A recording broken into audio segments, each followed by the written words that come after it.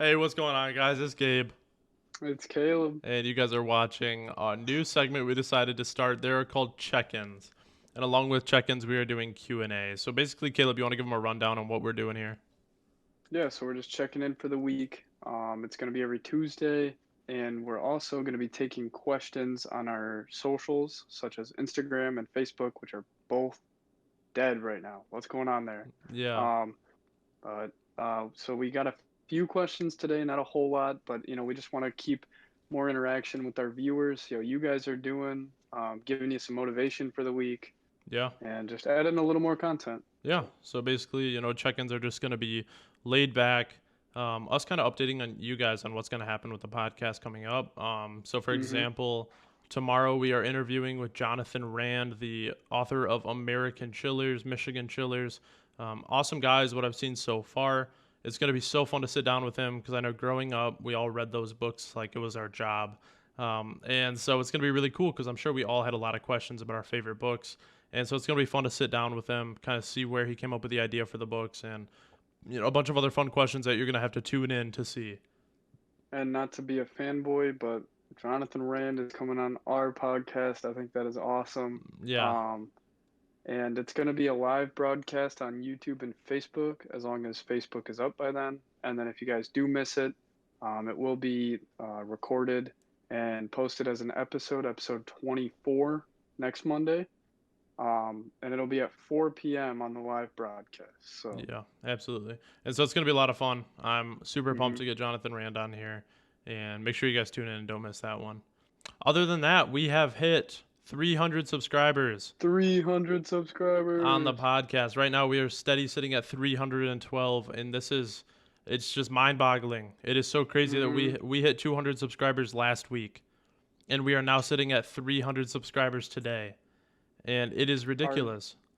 our chart finally beat our first wave. Because a little rundown, real quick. First 4 days, we got 100 subscribers. That was crazy.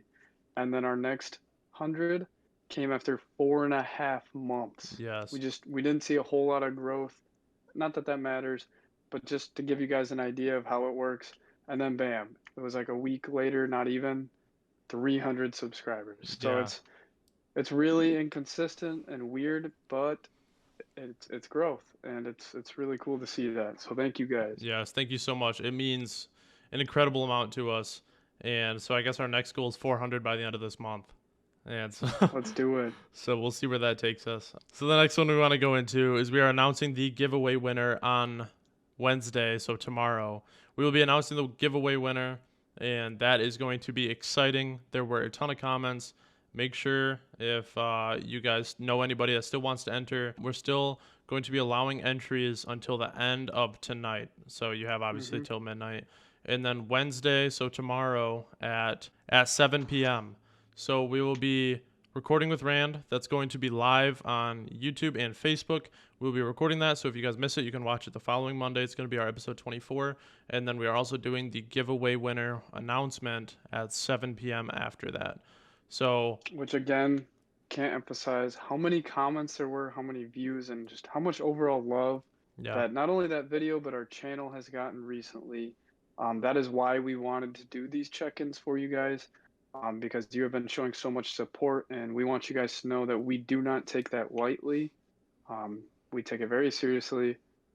So nothing but love. So we thought we'd throw in some more content for you. absolutely. All right, moving into the Q&A. Caleb, do you have any questions you want to start us off with? I got one kind of interesting question. Mm-hmm. How tall are we? So there's that. All right, how tall are you? I am 6'2", but some days I'm 6'3", some days I'm 6'1". Depends on who decides how tall I am based on their height. Kind of Mm-hmm. kind of Yeah, varies some days. What about yeah. you? How tall are you? I'm 6'1". But going back to what you said, it's really funny because you have those people. I used to have a Hmm. friend who was 5'11", and he would stand up next to everybody and be like, "Nah, you're not. Or you're 6 foot. Yeah, because I'm 6 foot." And it's just like, no, you don't get to gas me up because you want to reach that number. Hmm. But I'm just like, at this point, I'm above 6 foot. Okay, I hear a range of numbers, so we'll yeah, just say 6 foot plus. Okay. yeah, right. Um, And then I guess I'll go in with one. This one isn't really a question. It is a Okay. statement. It is a statement one of my friends wanted me to bring up to kind of intrigue some discussion. So it's always under promise and always over deliver. And so I guess what's your take on that? Always under promise and always over deliver. I think that it's very case by case. Yeah. I think in general, under promising isn't necessarily the best thing, and obviously over delivering is always the best thing. I think you should have goals that you have. If we're talking in terms of goals, I guess. Um, it's okay to have a couple that are under promised. It's good to have things that keep the momentum rolling and keep you motivated. But don't be scared to reach for, farther, reach for the stars. Just, Yeah. you know. Right. Well, I guess how we can kind of tie this in with us is with our subscribers. We Mhm. didn't necessarily underpromise ourselves because the growth we had in the second 4.5 months of our podcast was very minimal. We didn't have a lot going on. So when we said we want to hit 200 subscribers by the end of October, when we only needed, I think it was like 38 subscribers or something like that, Mhm. that seemed like a realistic goal. In reality, Very. in reality we were under promising because then we hit it before October even came. And then we Yep. said 300 by the end of October, and we ended up getting 300 by October 3rd. And so I guess it's just one of those things that is, like you said, very case by case, but it is always good to overpromise. Absolutely. And it is hard to specifically compare because we have no idea the growth. I mean, you guys, it's so inconsistent. We could hit 400 tomorrow and 500 next year. Yeah, It's just, and I don't know. It's fun though. yeah, it definitely is. Makes it fun. Do you have any other Q&As?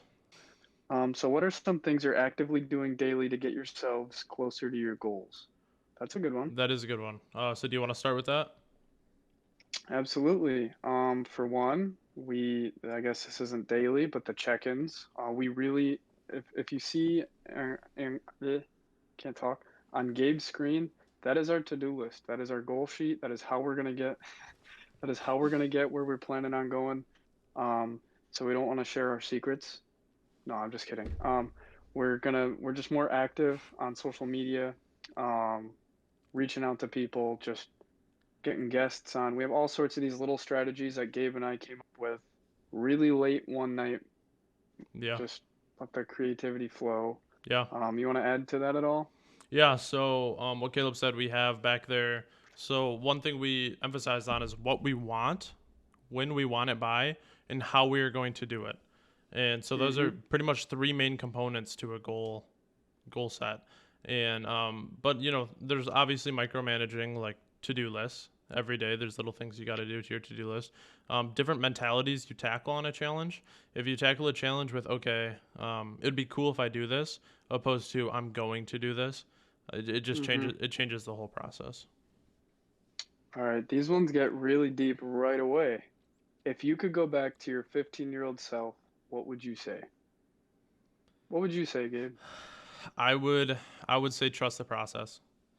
Trust the I process. would I would tell him there are going to be so many things in your life that are out of your control, and so many things that you don't really have an influence on, and they're going to happen. Just be prepared for them to happen, and don't freak out when they do, because everything in your life that happens to you happens for a reason. What about you? What would you say? So this sounds like kind of a cop out, but actually, if you think about it, it's pretty interesting perspective. Um, I wouldn't say anything Hmm. because I am happy with where I am today, and I wouldn't want anything to change. As rough as it was some nights, as long as it took, I wouldn't say anything honestly. Yeah, that's awesome. I like that. Although I think my 15-year-old self would be annoyed and be like, Duh. "Why are you here?" Yeah. I'd just be standing there. But Go away. um, all right, we got two more. What is your definition of a made man or woman? I guess. Sorry. Someone who has fulfillment in their activities in their life and is happy. Doesn't matter how much they have in the bank account. It doesn't matter what car they drive, where they live. It's if their face is smiling or if it's not. I absolutely agree with that. I mean, I think we preach that all the time. Happiness is so much more than success. It's so much more than money. It's all fulfillment. Yeah. So yeah, 100% agree with you there. And then the last one, ooh, this one's more personal. What are your ultimate life goals? I want to never stop impacting people. I want to always be, because, for me, Tony Robbins, Gary Vaynerchuk, there are a lot of times in my life where I felt like giving up. And then I just remember a sentence they said. And I'm like, nah, I can't give up now because of the Mm-hmm. sentence. It resonates with me. I believe it. I'm not going to give up now. And I want to be the icon for somebody else where they can ask me, anything personal, anything that's going on in their life, and I can help them have a better perspective and kind of get them out of that dark spot. That is ultimately my goal, is to just kind of be a light for people. That's awesome. What about for you? For me, Yeah. um, it's pretty similar. Ever since I was young, I've always just felt this need to have some sort of impact. Um, I don't know. When I was growing up, I never really wanted to be in the spotlight. I always liked the idea of, like for example, I wanted to make movies. I didn't want to star in them. I wanted to be the one that structured it and was responsible for telling the story, but rarely gets credit unless you're Steven Spielberg. He's like one of very few directors that everybody knows the name or has Yeah. at least heard of him. Um, and then we started the podcast, and I guess it doesn't matter to me how the impact is made, whether it's they know who I am or not. I have a drive to make that impact. So, Yeah. That's awesome. So I do have one more. One of my friends messaged me, and he wanted me to talk about quitting my 45-hour a week job, working in the food industry, and taking the plunge into real estate and allowing me to make my own money on my own time, and what difficulties I faced. So going into this, I was 14 years old when I started working. Money was fun back then. I was just a little kid, and I'm like, what? I can go spend my time elsewhere doing a service for somebody else and get paid for it? Obviously, I'm going to do that. And so I worked at Taco Bell from when I was 14 years old to 19 years old. And I left there, I was a manager there. And then I left there to go to Tropical Smoothie because Tropical Smoothie just came into town. And I was working at Tropical Smoothie for maybe 4 to 5 months as a general manager, which seems, I was 19 years old as a general manager. That seems like an awesome job. Seems like, why wouldn't I keep working there? But I had, security. yeah, good job security. No one else was going to take my spot. But I had a lot of issues with fulfillment in my life at the time. I wasn't very happy there. I didn't feel accomplished after each day. I didn't feel like I was working towards something. So I ultimately quit my job. And what did I quit for? I quit to pursue real estate, which, a stable job with stable income is not what Hmm. you get in real estate. Real estate is very inconsistent, especially in your first year or two of real estate. You barely have any client base, you barely make any money. And so this was terrifying for me. But like the great leader Caesar, he used to go conquer lands, and every time he would get there, he had an army of about 100 to 200 soldiers, and he'd go up against armies of 1,000, 2,000 soldiers. But every time he would get there, they would turn around and burn their boats. And the reason they did that was so that they had no way out. It was either succeed or win.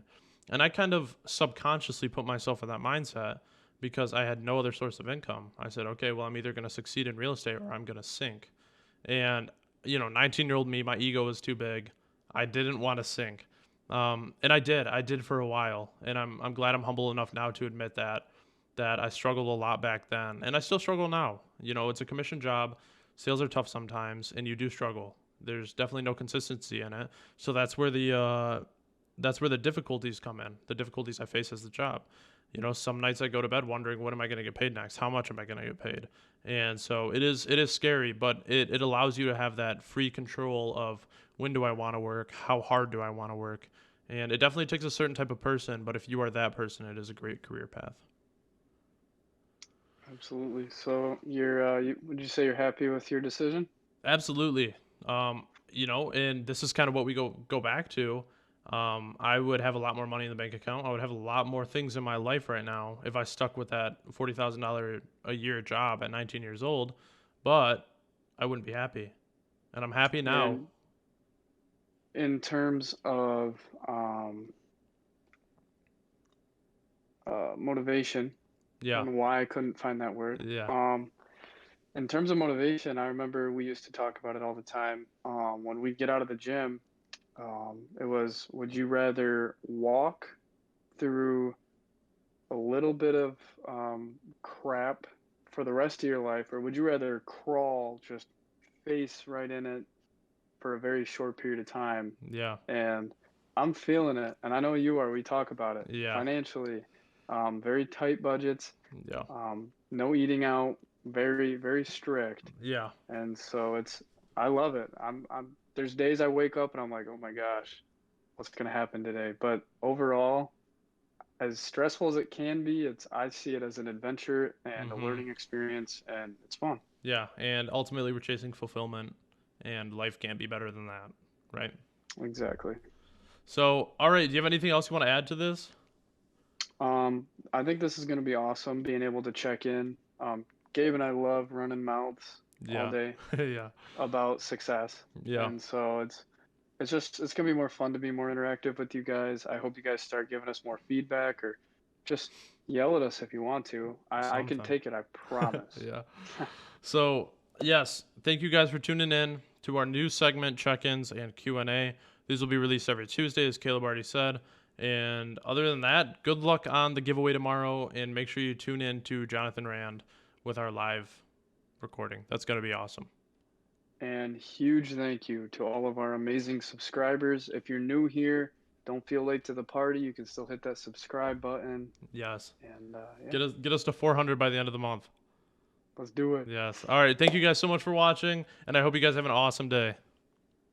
Thank you guys. Peace.